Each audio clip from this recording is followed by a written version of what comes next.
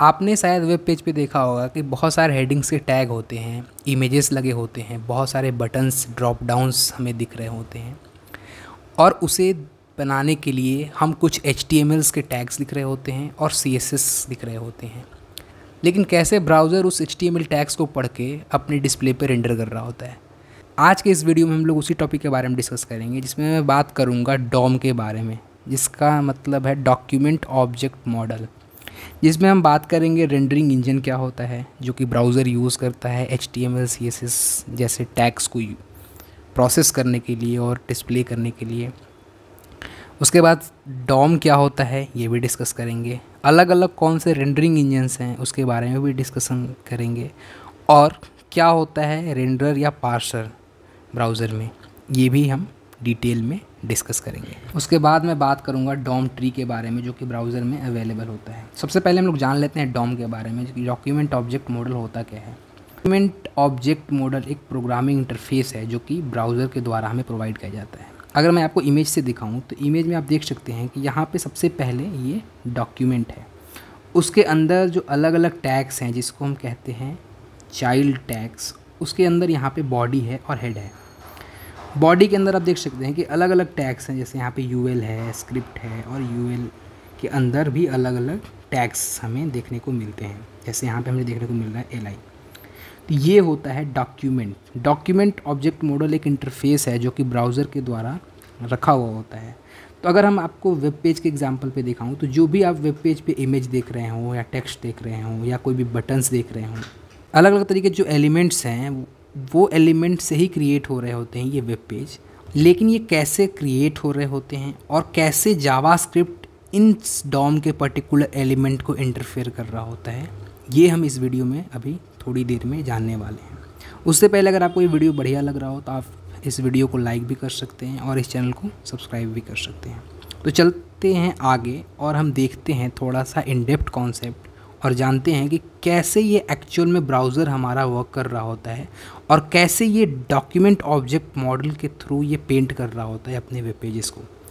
तो उसे जानने के लिए मैं थोड़ा सा आपको एग्जांपल और डिटेल में दिखाना चाहता हूँ, जिसे हम कहते हैं रेंडरिंग इंजन। रेंडरिंग इंजन का मेन रिस्पॉन्सिबिलिटी ये है कि वो डॉक्यूमेंट ऑब्जेक्ट मॉडल को प्रोसेस करके हमारा एक वेब पेज जनरेट करता है। ये रेंडरिंग इंजन बहुत ही इंपॉर्टेंट है हमारे ब्राउज़र के, क्योंकि ब्राउज़र अपने HTML और CSS के टैग को प्रोसेस करता है और इस रेंडरिंग इंजन के थ्रू ही हमारा वेब पेज यहाँ पे जनरेट हो रहा होता है। तो अगर मैं आपको रेंडरिंग इंजन का एग्जांपल दिखाऊं तो सबसे पहले होता है हमारा यूज़र इंटरफेस जो कि हमें दिख रहा होता है ब्राउज़र में। जैसे आपने देखा होगा google.com में जो गूगल का लोगो होता है, उसके बाद सर्च बॉक्स होते हैं, उसके बाद कुछ बटन्स होते हैं जिसमें सर्च कर सकते हैं आप।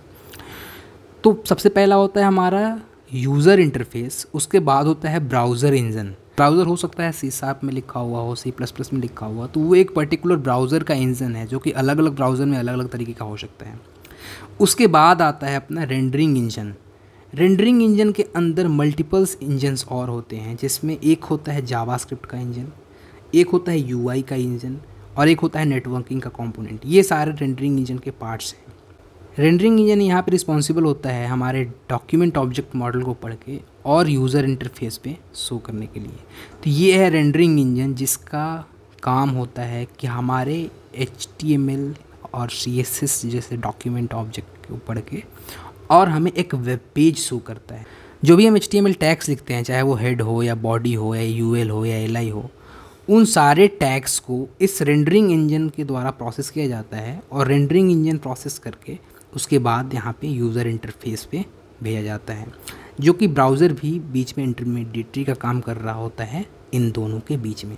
अगर मैं बात करूँ तो कितने तरह के रेंडरिंग इंजन्स होते हैं और कौन कौन से ब्राउज़र कौन कौन से इंजन्स यूज़ कर रहे होते हैं, तो अगर मैं यहाँ पे दिखाऊँ आपको तो ये ब्लिंक जो इंजन है वो यहाँ पे यूज़ कर रहा होता है क्रोम ब्राउज़र, जो कि बहुत ही पॉपुलर ब्राउज़र है गूगल के द्वारा, और वो यूज़ कर रहा होता है ब्लिंक इंजन हमारे HTML और CSS को प्रोसेस करने के लिए अपने वेब पेज पे।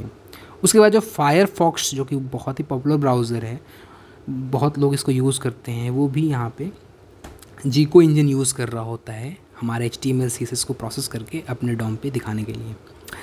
एज भी यहाँ पे एज का HTML इंजन यूज़ कर रहा होता है हमारे ब्राउज़र पे प्रोसेस करने के लिए इस पर्टिकुलर HTML CSS के जो भी एलिमेंट्स हम लिख रहे होते हैं। अब थोड़ा सा और डिटेल में जान लेते हैं कि एक्चुअल में ये रेंडरिंग इंजन कैसे काम कर रहा होता है और कैसे हम डॉक्यूमेंट ऑब्जेक्ट मॉडल जो कि ब्राउज़र का पार्ट है, हम जावास्क्रिप्ट से भी उसको इंटरफेयर कर लेते हैं। तो मैं आपको एक इमेज और दिखाने वाला हूँ जिसमें आप यहाँ पे देख सकते हो कि दो तरीके के ट्री बन रहे होते हैं हमारे ब्राउज़र के अंदर। एक होता है डॉम ट्री, जिसको हम कहते हैं डॉक्यूमेंट ऑब्जेक्ट मॉडल, जो कि अभी मैं ऊपर डिस्कस करता आ रहा हूँ। दूसरा होता है CSS का ऑब्जेक्ट मॉडल, यानी CSS ओम कहते हैं इसको। ये रिस्पॉन्सिबल होता है स्टाइलिंग के लिए।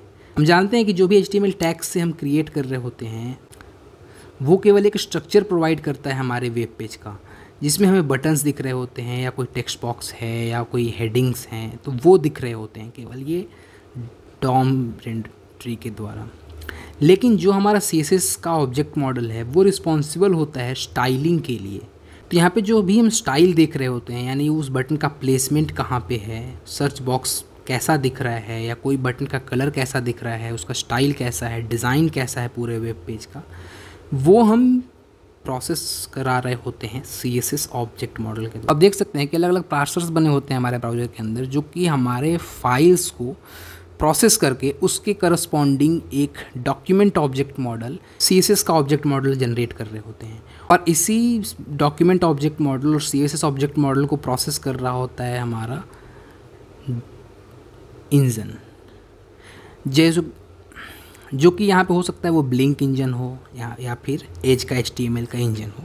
यही दो डॉक्यूमेंट ऑब्जेक्ट मॉडल और यहाँ पे CSS ऑब्जेक्ट मॉडल को प्रोसेस कर रहा होता है।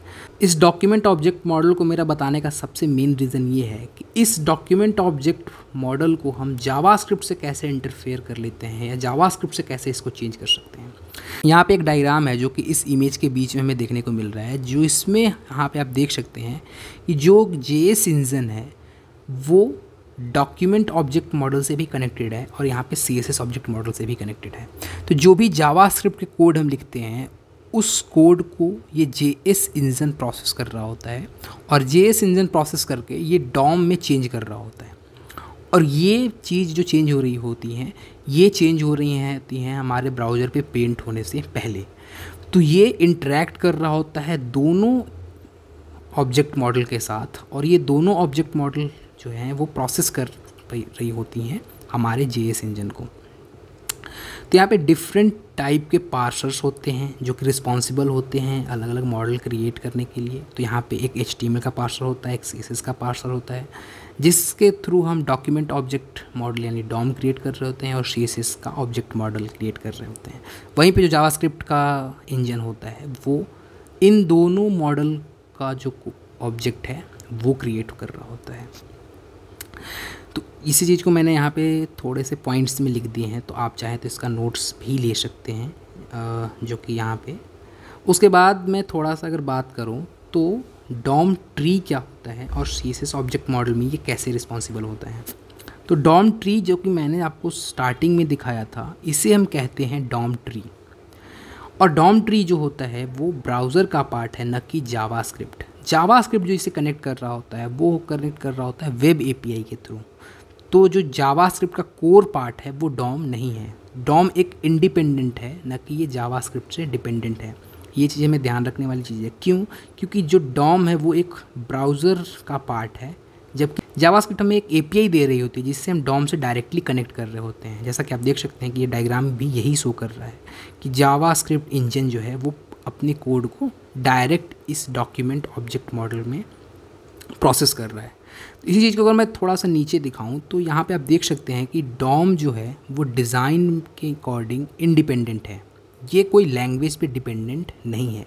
वहीं पे जो मोस्ट पॉपुलर लैंग्वेज है जो कि जावास्क्रिप्ट है वो हमें प्रोवाइड कर रहा होता है API, जिसके थ्रू हम एक्सेस कर रहे होते हैं अपने डॉम के एलिमेंट्स को।